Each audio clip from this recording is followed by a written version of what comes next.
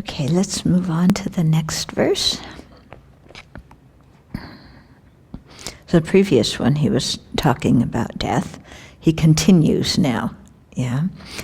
So think, therefore, upon seeing and hearing of others' deaths. I am no different. Death will soon come. It is certain, in no doubt, but no certainty as to when. I must say farewell to my body, wealth, and friends, but good and bad deeds will follow like shadows. And then he goes into I'll read the next verse too, because it's all one thought. From bad will come the long and unbearable pain of the three lower realms. From good, the higher, happier realms, from which to swiftly enter the echelons of awakening. Know this and think about it day after day. Okay, so let's go back to the first verse. Therefore, upon seeing and hearing of others' deaths, think, I am no different, death will soon come. Its certainty is no doubt, but no certainty as to when. Okay, so we talked before about how the certainty of death is there, how everybody must die, and how we have no idea when. We always feel it's going to be later, but even people who are dying today think that today they're not going to die. Even you're terminally ill in the hospital, you always think it's not going to be today, it's going to be tomorrow, or the next day, or in a week. Yeah.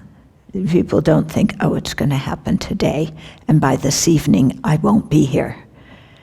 Yeah. I mean, our ignorance is so thick that, we can't see that possibility. And even when we're well and healthy, we don't think, well, by this evening, I won't be here, because again, strokes, brain aneurysms, heart attacks, all these kinds of things, car accidents, they happen to other people, until they happen to us.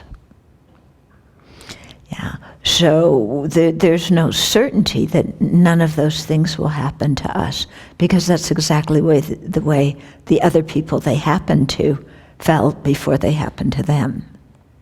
Yeah. So we really don't know.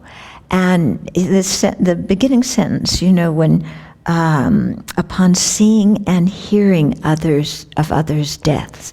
Here at the Abbey, that happens a lot because people contact us when somebody is very ill or when someone has died.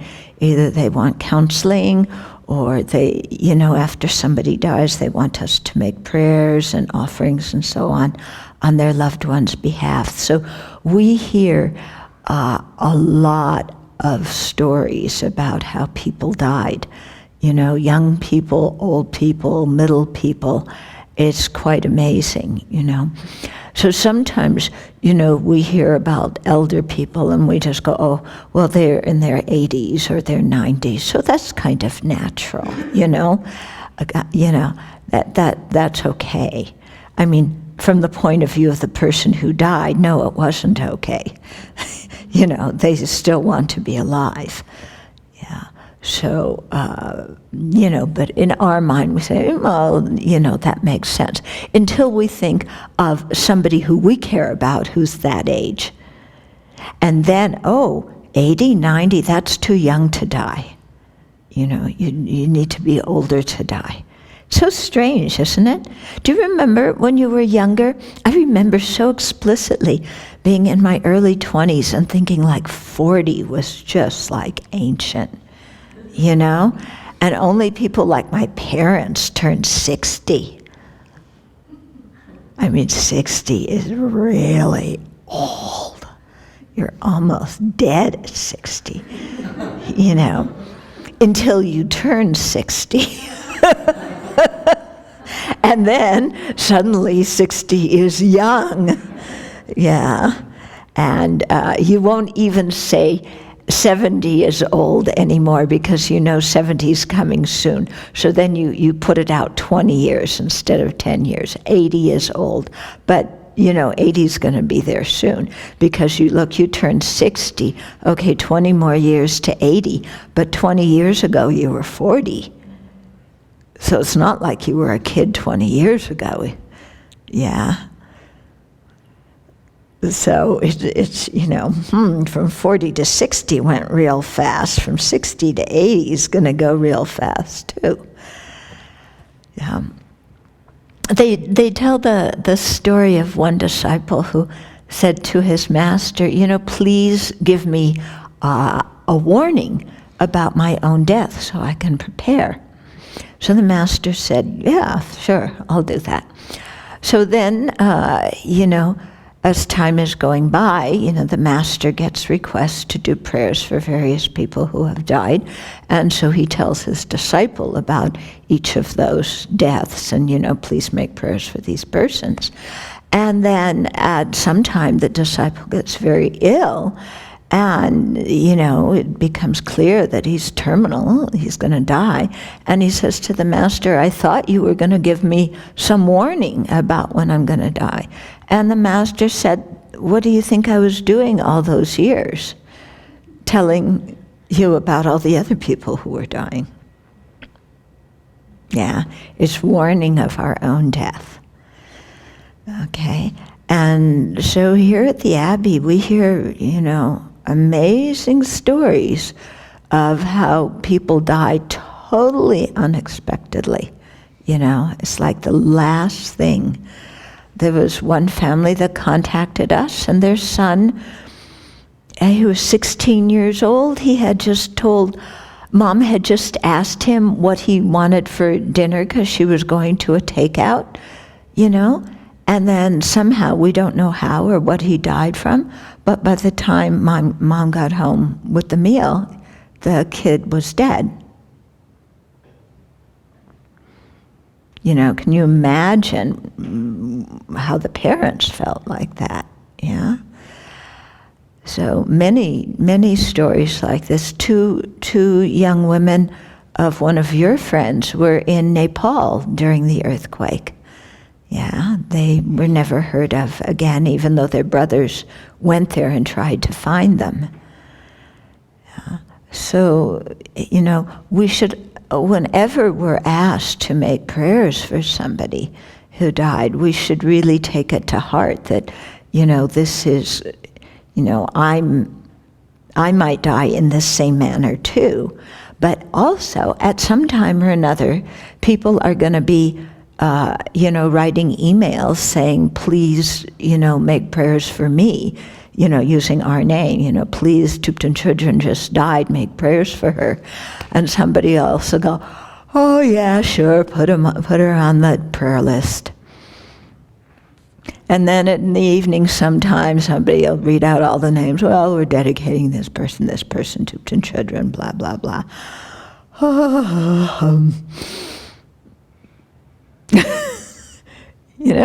That's how meaningful it's going to be to other people. Yeah, but it's sure going to be meaningful to us, isn't it? Yeah.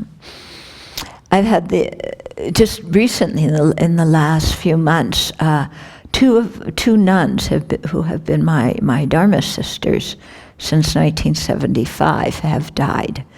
Yeah, and both of them, we're practicing all those years, and yet it's no guarantee of long life or good death or anything. One of them, she must have been in her mid-late 70s, because she was older than me. But she suffered from Parkinson's for many years, and she was actually in a nursing home for the last few years. So I think she just kind of, one morning they couldn't arouse her, and that was it. But for many years, being in the nursing home. I don't know if Dharma people were there when she was alive. I don't know how aware she would have been if they were. Yeah. The other one, just died at Chenrezig Institute. And she and I, again, we were friends since 75. And she had cancer for a number of years and was steadily going downhill. She wound up living longer than people expected, and she was in an incredibly good mental state. But death came to her too, you know, one day there, next day gone. Yeah. You know, so when you start watching your contemporaries die, and it's not of accidents, fluky things, but it's of illnesses that, you know, accrue to us as we get old, then it becomes more vivid that, you know, our own death is approaching. And there's no way to avoid it. So then, you know, our time becomes our most precious possession, you know, because other things come and go. But our time, you know, our time, what are we going to do with our time? Because we don't have, it's not an unlimited supply of time. It's a limited supply of time. We don't know when it's going to run out. And it's only with our time that we can create virtue and purify non-virtue and learn the Dharma and contribute to the welfare of others. You know, body, possessions, all this other stuff, it comes and goes. It's really not very important. But our time becomes very important, you know, and how we choose to spend our time, and the motivations that we want to have when we're doing certain activities, you know, becomes much more important. So even if we're doing, you know, activities that we need to do to take care of the Abbey or, you know, just errands or whatever, it becomes more important to us that that we need to generate good motivations for doing that and not just operate on automatic, you know, but really continuously cultivate bodhicitta motivation and dedicate. Yeah, there were two lawyers who used to come to Cloud Mountain, and I think both of them were still working when they died. One, she had been, some friends were over in the evening. I think her son was also over, and they were, you know, just talking, having a good time, I don't know, watching a movie or playing some games. And she went to sleep, everything was fine, she didn't wake up in the morning. And her son went in, and his mom was dead. Totally unexpected, you know. The other one got ALS, you know, and had kind of a long, very debilitating time until she died, yeah. But both were, you know, I mean, professional women, very intelligent, you know, really wanted to put the Dharma into practice and make a difference. But all of that doesn't stop death from coming. Yeah, it can help you prepare for death, but it can't stop the death.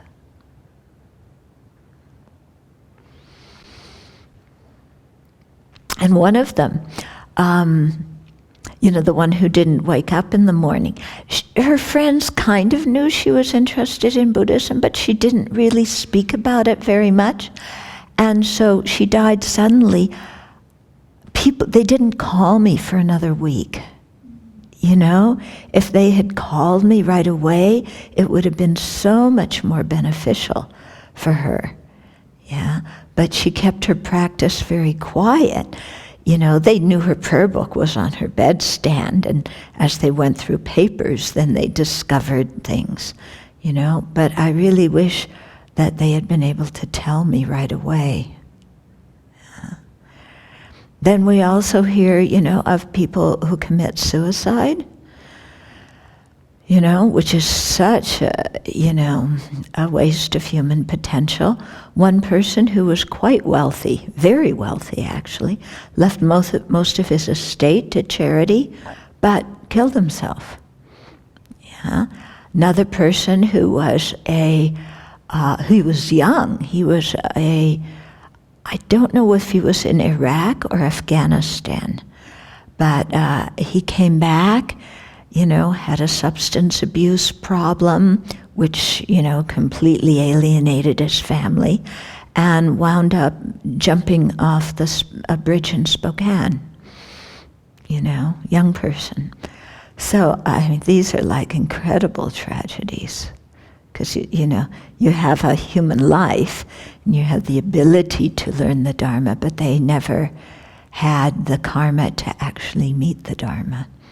And instead, their intelligence got warped by the experiences that they had, and, wound up thinking that death would alleviate their pain when it doesn't. So...